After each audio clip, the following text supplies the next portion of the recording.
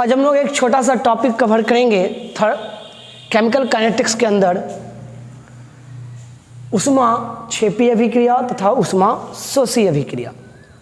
इससे पहले 4 वीडियो हमने केमिकल काइनेटिक्स पे बना चुके हैं, शायद आप लोग को पहुंच गया, नहीं पहुंच गया होगा तो कमेंट सेक्शन में लिखिएगा, पहुंच जाएगा।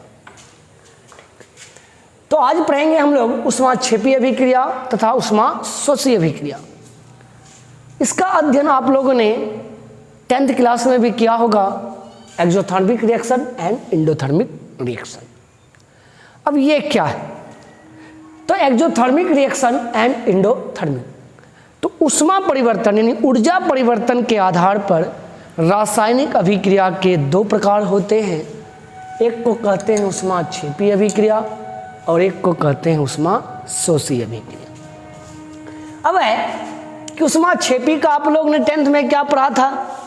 कुछ ऐसा रासायनिक अभिक्रिया होता है जिसमें अभिक्रिया के बाद ऊष्मा की प्राप्ति होती है। जैसे आप बाजार से चूना पत्थर लाइए, तो बाजार से चूना पत्थर ला के उसको पानी में जैसे ही डालते हैं तो देखिएगा पानी में डालने के बाद वह लगता है कि खौलने लगा, यानी अभिक्रिया कराया आपने तो ऊष्मा प्राप्त हुआ। अब कहिएगा सर ऊष्मा शोषी अभिक्रिया, यानी अभिक्रिया को संपादित करने के लिए एनर्जी लगता है, ऊष्मा लगता है, उसको क्या कहते हैं? एंडोथर्मिक रिएक्शन, ऊष्मा शोषी अभिक्रिया। अब है जैसे कैल्शियम कार्बोनेट, तो कैल्शियम कार्बोनेट को जैसे ही खूब ज़्यादा हीट कीजिएगा तो कैल्शियम ऑक्साइड कार्बन डाइऑक्साइड में टूटता है, तो वहाँ पे हीट लगा तो अभिक्रिया हुआ है, तो उसको हम लोग कहते हैं ऊष्मा शोषी अभिक्रिया। अब यहाँ ऊर्जा परिवर्तन के आधार पे देखें तो ऊष्मा क्षेपीय अभिक्रिया किसको कहते हैं और ऊष्मा शोषी। एक भी सही ढंग से सीख जाइएगा तो दूसरे में ज़्यादा टेंशन नहीं होगा। चलिए पहले चलते हैं ऊष्मा क्षेपीय अभिक्रिया। एक ग्राफिकल रिप्रेजेंटेशन, उससे पहले हम परिभाषा बता देते हैं कि कहता है ऐसी रासायनिक अभिक्रिया जिसमें प्रोडक्ट यानी प्रतिफल की एनर्जी जो है वह कम हो रिएक्टेंट यानी अभिकारक की एनर्जी से। ऊष्माक्षेपी में energy of product less than energy of reactant, यानी प्रोडक्ट की जो एनर्जी होगी वह रिएक्टेंट की एनर्जी से कम होगी।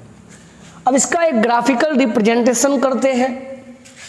हम एक ग्राफ लोड कर रहे हैं, यह ग्राफ है एनर्जी और रिएक्शन प्रोग्रेस, कैसे कैसे अभिक्रिया हो रही है, ठीक है, अभिक्रिया संपादित हो रही है, ठीक है। आप जानते हैं प्रत्येक पदार्थ में ऊर्जा की एक निश्चित मात्रा रहती ही रहती है, इसके पहले वाला लेक्चर में भी चर्चा किए थे। इसको कहा हमने एनर्जी ऑफ रिएक्टेंट, अभिकारक की ऊर्जा। और अभिक्रिया के प्रभावशाली टक्कर करने के लिए, प्रभावकारी टक्कर करने के लिए एक न्यूनतम ऊर्जा लेवल का होना आवश्यक है, जिसको आपने कहा था थ्रेशोल्ड एनर्जी, देहली ऊर्जा। तो मान लीजिए ये 50 किलो जूल है और इसका थ्रेशोल्ड एनर्जी 200 किलो जूल है, तो इस लेवल पे जो पहुंचा तो इसका मतलब है ये एनर्जी कौन वाला है? Threshold energy. तो यहाँ से यहाँ तक जो एनर्जी पहुँचाएगा उसी को तो आप लोग कहते थे सक्रिय ऊर्जा। इससे पहले वाला लेक्चर देख लीजिएगा। तो यानी एक निश्चित मात्रा होती है और अभिक्रिया करने के लिए एक निश्चित मात्रा चाहिए, जिसको आप लोग कहते थे देहली ऊर्जा, थ्रेशोल्ड एनर्जी। और अभिक्रिया के बाद जो है कुछ एनर्जी रिलीज होगा, तो ये एनर्जी मान लीजिए कि ज़्यादा रिलीज हो गया।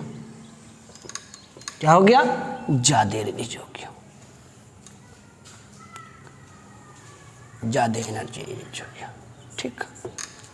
तो ये वाला जो एनर्जी बचा है वो एनर्जी ऑफ क्या है? प्रोडक्ट है। और ये वाला जो आंकड़ा है वह किसका आंकड़ा है? देहली ऊर्जा का, यानी थ्रेशोल्ड एनर्जी का। और ये सेकंड ऊर्जा। तो मान लीजिए यहाँ 50 किलो जूल था, ये 200 किलो जूल है, तो 150 आपने एक्स्ट्रा लगाया, अतिरिक्त ऊर्जा दिया। तो यह जो सामान्य अणु है देहली ऊर्जा को जो प्राप्त कर लेता है उसको सक्रिय जटिल अणु कहते हैं। तो सामान्य अणु से सक्रिय जटिल अणु तक पहुंचाया कौन? एक अतिरिक्त ऊर्जा, जिसको हमने क्या कहा? सक्रियण ऊर्जा। क्या कहा उसको? सक्रियण ऊर्जा। यहाँ 50 है, मान लीजिए ये 200 क्रॉस करना है बैरियर, तो आपने 150 दिया। हुआ कुछ क्यों? आपने 150 दिया, इधर 170 रिलीज कर दिया, डिजिट में लिख देते हैं। 50 किलो जूल है, मान लेते हैं ये 200 किलो जूल है, 170 रिलीज कर दिया, 150 लिया था। अब कहिएगा सर कैसे पॉसिबल है?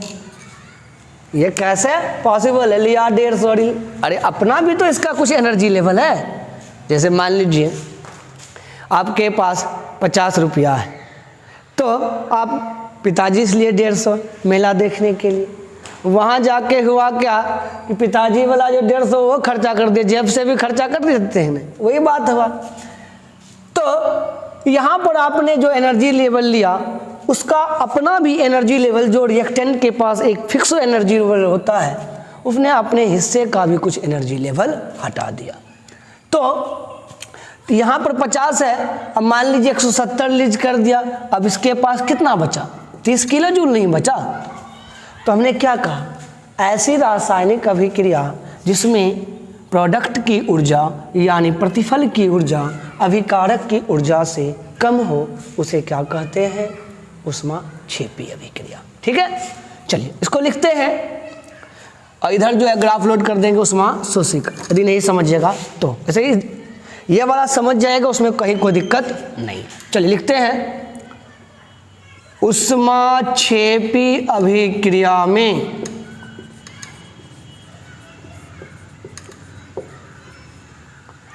Change in energy. तो जब कभी भी चेंज इन एनर्जी हो तो चेंज इन एनर्जी को क्या कहते हैं? अंतिम मान, अंतिम एनर्जी। तो अंतिम एनर्जी तो प्रोडक्ट की होती है, प्रारंभिक एनर्जी यानी रिएक्टेंट की। अब एनर्जी के लिए एक बात का ध्यान रखिएगा, फर्स्ट ईयर में है, हम एनर्जी के लिए एक टर्म यूज करते हैं एंथैल्पी। कोई बड़ी बात नहीं। तो यहाँ पे डेल्टा एच लिखा, यहाँ पे लिखा HP enthalpy of product, enthalpy of reactant HR लिखा। कौन वाला मान अधिक है? ये एनर्जी लेवल आपका कम है, HP लेस देन HR, इसीलिए डेल्टा H का मान इस केस में क्या होगा? निगेटिव। चूँकि छोटा मान घटा बड़ा मान, तो आंसर किस में आता है? निगेटिव में। जैसे 3 घटा 5 तो -2 आता है कि नहीं? तो छोटा मान ये एंथैल्पी, ज़्यादा टेंशन नहीं लेना। एनर्जी को किस टर्म में लेते हैं? अब एंथैल्पी का एक टर्म है, तो टेंशन नहीं लेना है। तो डेल्टा H आपको क्या हो गया? निगेटिव हो गया, कहीं कोई टेंशन नहीं है। यानी energy of product less than energy of reactant. यदि आप ये समझ गए हैं तो कहीं को आवश्यकता आपको नहीं है, आप अपने से ऊष्माशोषी अभिक्रिया का परिभाषा, चित्र, ग्राफ और ये नोट पॉइंट जो लिखा है वो लिख सकते हैं।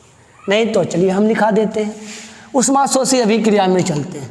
इसमें एनर्जी ऑफ प्रोडक्ट जो है वह अधिक होता है एनर्जी ऑफ रिएक्टेंट का। ठीक, ग्राफ लोड करते हैं।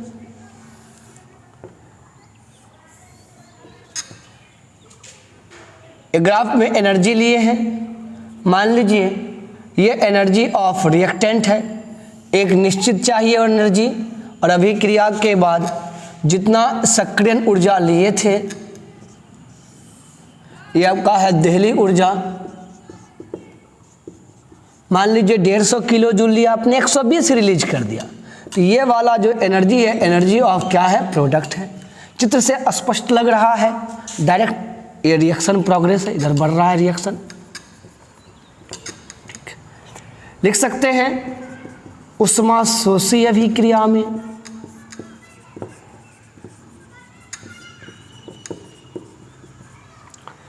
डेल्टा E बराबर होगा एनर्जी ऑफ प्रोडक्ट, हमेशा लास्ट वाला घटा शुरू वाला। इसको डेल्टा H के टर्म में लिखो, एंथैल्पी ऑफ प्रोडक्ट घटा एंथैल्पी ऑफ रिएक्टेंट। चूँकि HP जो है बड़ा है HR से, इसलिए डेल्टा H मान क्या होगा? पॉजिटिव। तो ये वाला पॉइंट इनका इम्पोर्टेंट है कि ऊष्माक्षेपी अभिक्रिया में एक्सोथर्मिक रिएक्शन में डेल्टा एच का मान नेगेटिव और डेल्टा एच का मान उष्माशोषी अभिक्रिया में क्या होता है, पॉजिटिव। परिभाषा क्या लिखेंगे, ऐसी रासायनिक अभिक्रिया जिसमें प्रतिफल की ऊर्जा अभिकारक की ऊर्जा से कम हो उसे उष्माक्षेपी अभिक्रिया, और जब एनर्जी ऑफ प्रोडक्ट यानी प्रतिफल की ऊर्जा अभिकारक की ऊर्जा से अधिक हो उसे उष्माशोषी अभिक्रिया कहते हैं। कहीं को दिक्कत हो आप कमेंट सेक्शन में लिखिएगा, दिक्कत नहीं हो तब तो उसको कॉपी में बाकायदा लिख लेना है। और उसके बाद जो है आगे चलेंगे हम लोग आर्हेनियस का समीकरण, जिस पे बहुत सारा न्यूमेरिकल क्वेश्चन आता है कंपटीशन में भी, बिहार बोर्ड में। बहुत बहुत धन्यवाद। उतर लीजिए।